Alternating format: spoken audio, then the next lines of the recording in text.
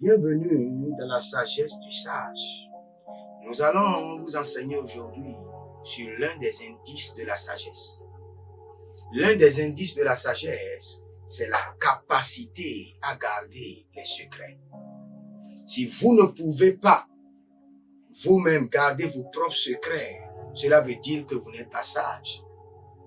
Et si vous avez des amis qui ne font que vous raconter leur vie, chaque fois, chaque événement de leur vie, sachez qu'ils ne sont pas sages et ils ne sont pas dignes de confiance. Ne leur confiez pas votre vie et ne leur confiez pas votre secret.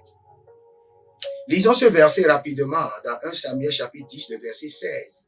La Bible déclare, et Saül répondit à son oncle, il nous a assuré que les ânesses étaient retrouvées. Écoutez cette partie.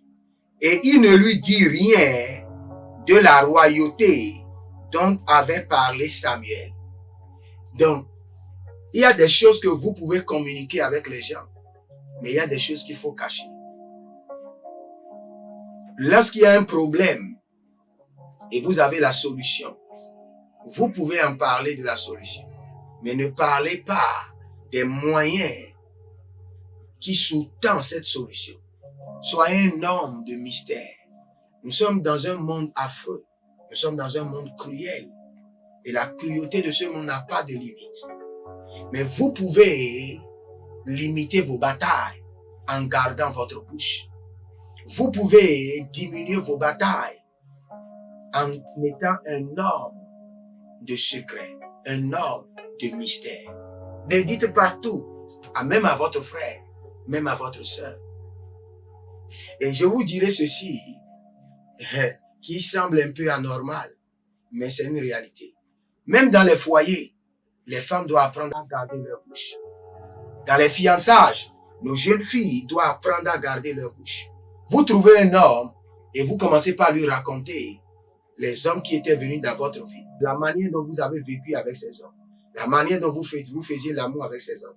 Cet homme finira par se dire en lui-même qu'il a rencontré une prostituée. Gardez votre bouche.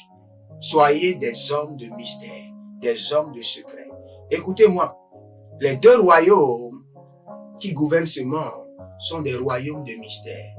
Le royaume de notre Père est un royaume de mystère. Le royaume du diable qui nous combat est un royaume de mystère. Et si vous voulez réellement gagner la bataille, devenez un homme de mystère, un homme de secret. On ne dit pas tout, on ne révèle pas tout.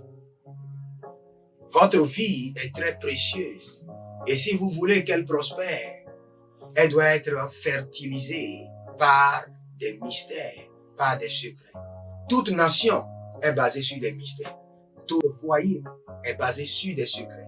Toute entreprise prospère est basée sur de la sagesse qui tire sa force des secrets, ces mystères. Que le Seigneur vous bénisse. C'était la sagesse du sage avec votre humble serviteur, Giovanni. Et je vous dis à la prochaine.